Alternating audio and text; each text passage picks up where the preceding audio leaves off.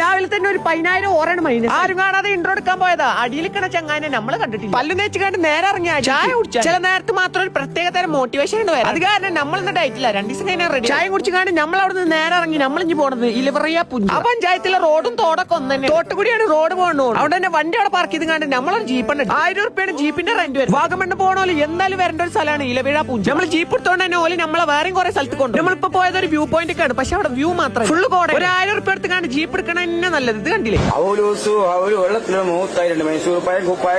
വീഡിയോക്ക് വേണ്ടിട്ട് കുൽക്കം കുറച്ച് നമ്മൾ കജ്ജുന്നു. ഒന്നും പറയാല്ല, നല്ലൊരു എക്സ്പീരിയൻസ് തന്നെ. അടുത്ത നമ്മൾ പോയത് മുനിമറല്ല മുനിയറ. അതൊരു ഗുഹ. ഒരു കാട്ടിലാണ് കൊണ്ടെടുത്തിട്ട് ഒരു പൊന്തന്റെ ഇടയിൽ കൂടെ ഒക്കെ പോയിട്ട് ഒരു ഗുഹ. ഈ സൈസ് അഡ്വഞ്ചർ ഒന്നും സൂപ്പർ വാവ് എടുക്കാത്തോണ്ട് സൂപ്പർ വാവ് ഒരു ബായി കൊടുത്തുകൊണ്ട് 10,000 രൂപ ഇങ്ങോട്ടേ പറഞ്ഞാലും മുത്തപ്പനായി കിട്ടും. അൽസാബു അന്തം ബുദ്ധില്ലായ്മ കൂട്ടായ്മയുടെ പ്രസിഡന്റായ ലക്ഷ്മിക്കുട്ടി അവർ ചോർന്നായിരുന്ന ടീമായിട്ട് ഓലട്ട് പോയി കഴിഞ്ഞാണ്ട് നമ്മൾ പിന്നാക്കം തന്നെ. ഇനി നമ്മൾ പോണാണ് ഏതോ കാലത്തുണ്ടായിരുന്ന ഒരു പോലീസ് സ്റ്റേഷൻ. അതാണ് മുത്തേ സീന്. പോണ റൂട്ട് തന്നെയാണ് നോക്കിയാണ്.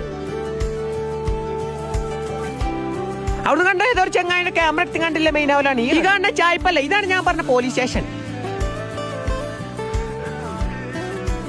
ഇവിടെയാണ് നമ്മളെ ലോകത്തിലെ ഏറ്റവും കൂടുതൽ ആംബിയൻസ് ഉള്ള കക്കൂസ്. ഇതൊരു കാക്ക അതിന്റെ മുകളിൽ കയറി കണ്ട് റേഞ്ച് ഉണ്ടോ നോക്കാം. നമ്മൾ അവിടുന്ന് പോരുമ്പോ കണ്ട ഒരു പാലാണ്. നമ്മൾ ആദ്യമായിട്ട് കാണുന്നത് സിഗ്നലുള്ള ഒരു പാലം. അപ്പൊ ബാക്കി നാളെ